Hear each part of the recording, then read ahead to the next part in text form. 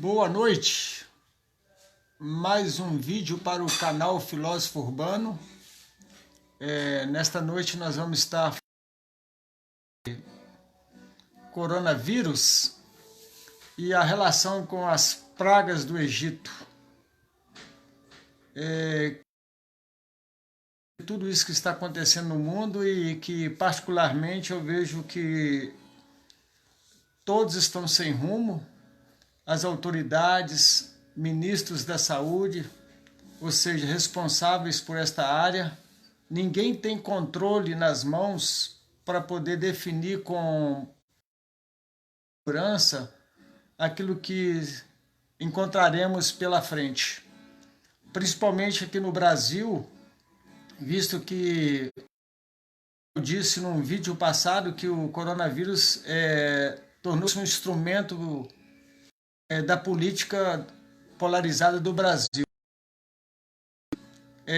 Ninguém consegue analisar o contexto brasileiro sem perceber algumas ações políticas, porque de um lado alguém sendo perseguido, do outro os perseguidores, e com isso a nação morrendo.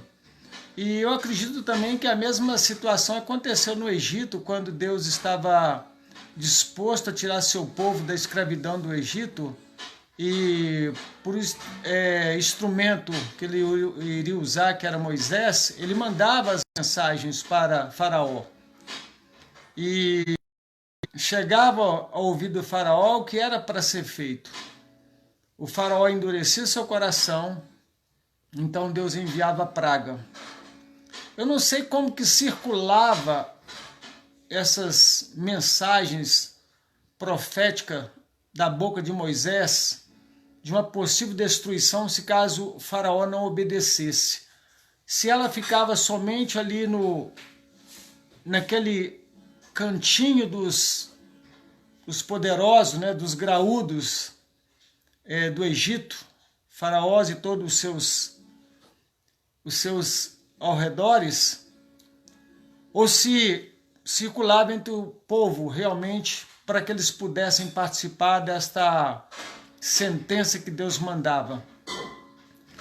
Então, pensando nessa sentença que era enviada para Faraó e consequentemente atingindo todo o povo, e de uma maneira muito interessante que Deus estabelecia que o campo do seu povo ficava muitas das vezes protegido, Deus não permitia que alcançasse, aquela praga chegasse ao campo dos hebreus.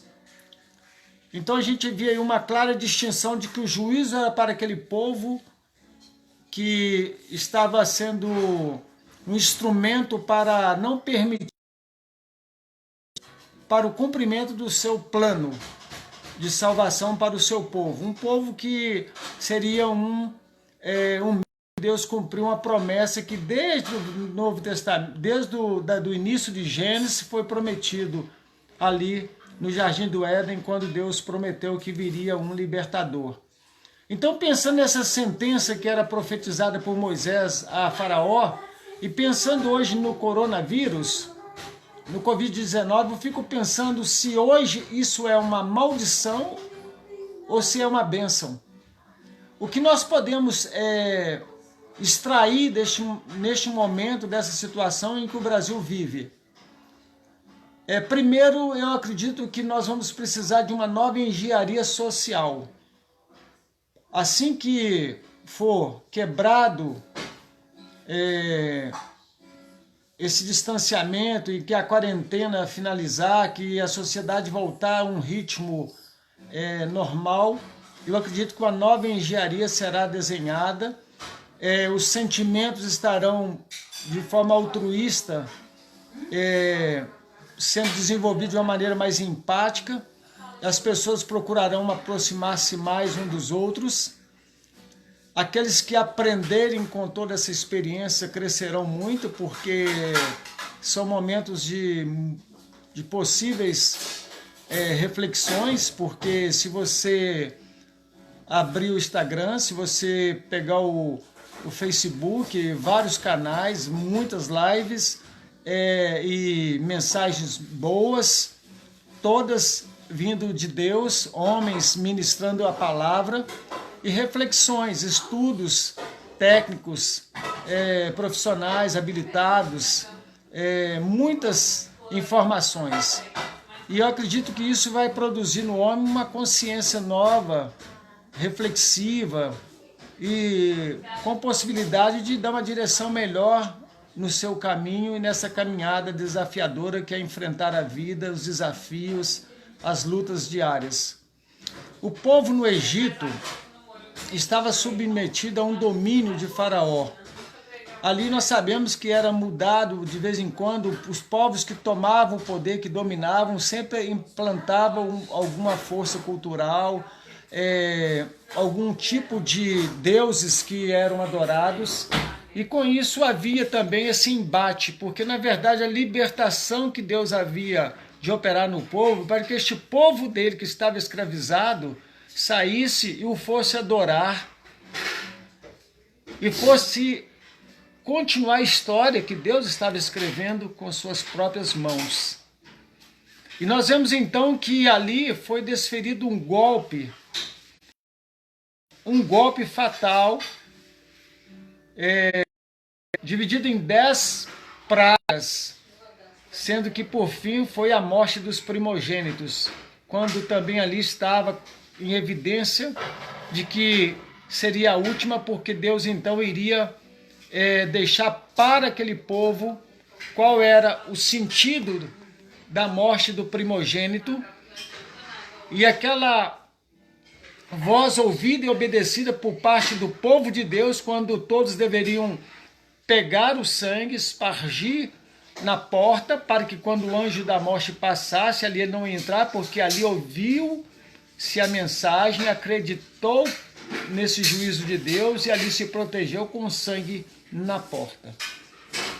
E o povo de Deus foi protegido, tanto que depois foi libertado. E eles saíram da escravidão do Egito. Hoje, ele tem submetido a sociedade a uma prisão, a um recolhimento, a uma reclusão. E isso está levando o homem a ficar meio perdido no tempo e no espaço, porque ele não sabe realmente o que vai acontecer. Eu vejo uma sociedade suspensa, eu vejo o político suspenso, eu vejo os nossos 3 poderes completamente desorientados, eu vejo uma turbulência política, econômica, social muito grande. Você tem um grupo que, sem ter uma base de sustentação firme, com bastante convicção, querendo que seja liberado, outros já não querem que seja liberado, e eu particularmente eu acho que deveria ser liberado com uma lei rígida que obrigasse todos a usarem a máscara e princípio de higiene, ou seja, de cuidado, de respeito com os outros em todos os setores de trabalho. Mas mesmo assim não quer dizer que eu estou com a certeza de que é o melhor, não. Mas é um ponto de vista meu. E nós, como seres inteligentes, cada um deve ter sua posição. Nós não podemos pegar a nossa posição e torná-la rígida ao ponto de a gente não ter crítica ou uma forma melhor de olhar o que está acontecendo. O coronavírus eu não vejo como maldição e nem vejo como bênção. Depende muito do comportamento de cada um neste momento. Eu, por exemplo, eu tenho aproveitado para crescer no conhecimento da palavra de Deus, na minha relação familiar, na minha percepção de mundo, a esperança que eu tenho com relação às Deus, com respeito em relação à eternidade, a própria maneira como eu me relaciono com minhas emoções, meus sentimentos, com meu mundo. Estou me encontrando melhor porque eu estou podendo ver melhor beleza em que a correria da vida antes da quarentena não me permitia ver, oportunidades que eu tive foram oportunidades perdidas. Então é um momento de muita reflexão para mim. Eu não sei como será para você, como é para sua família, seus amigos, o seu o seu grupo de relacionamento. Uma coisa é certa, que nada acontece de forma aleatória. Ainda que possa ser algo produzido em laboratório de forma intencional a destruir, eu quero dizer que Deus tem poder para pegar e transformá-la em bênção a partir do momento em que cada nação, cada pessoa se humilhe diante da sua poderosa mão. Deus transformou as pragas do Egito em bênção para o povo dele.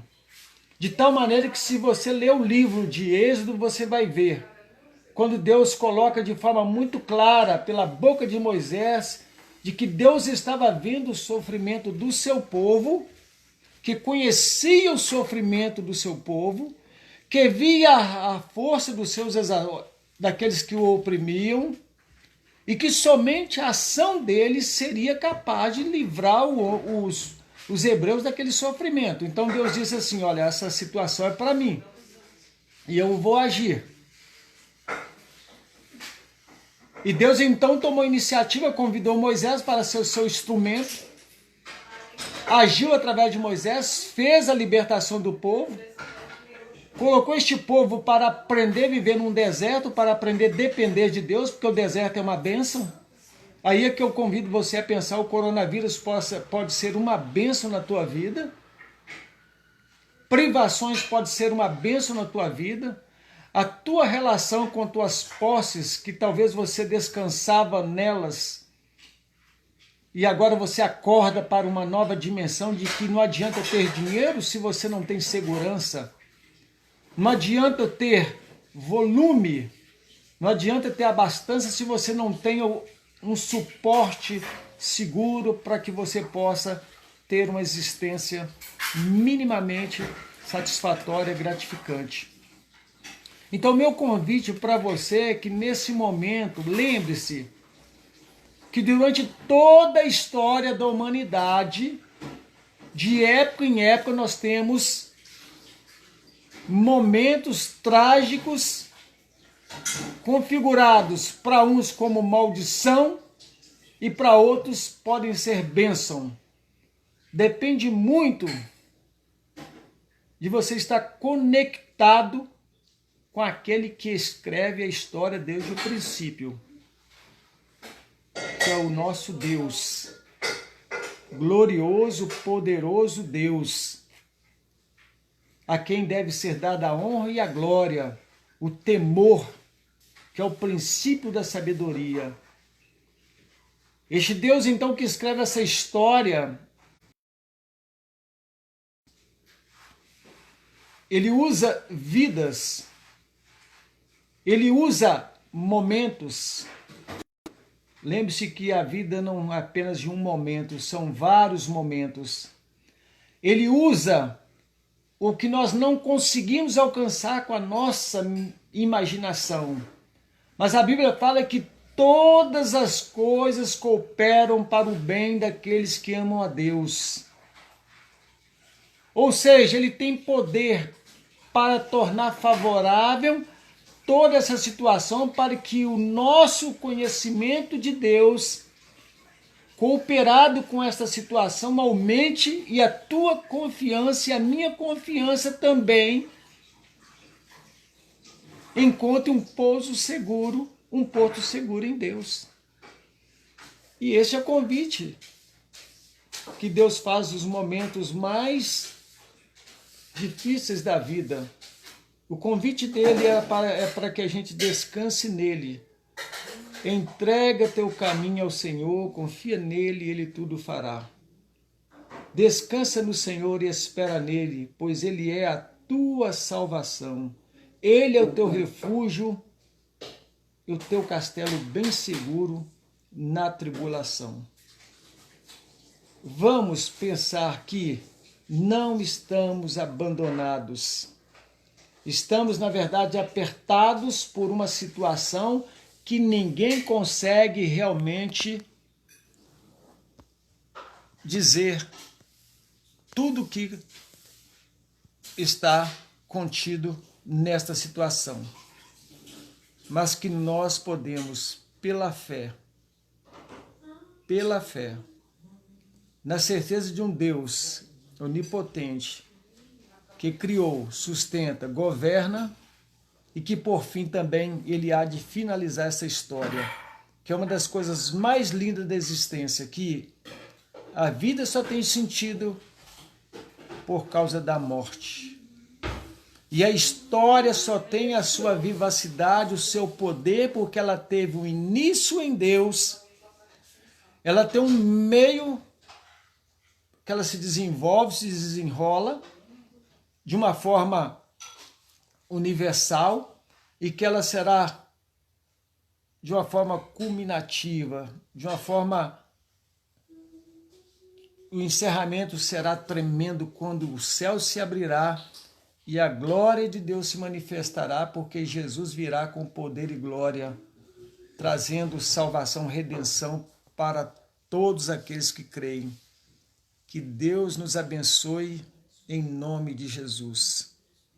Há 43 anos sou feliz por esta verdade, sem nunca ela me confundir, porque esta verdade que creio, ela está na palavra de Deus, que é viva e eficaz.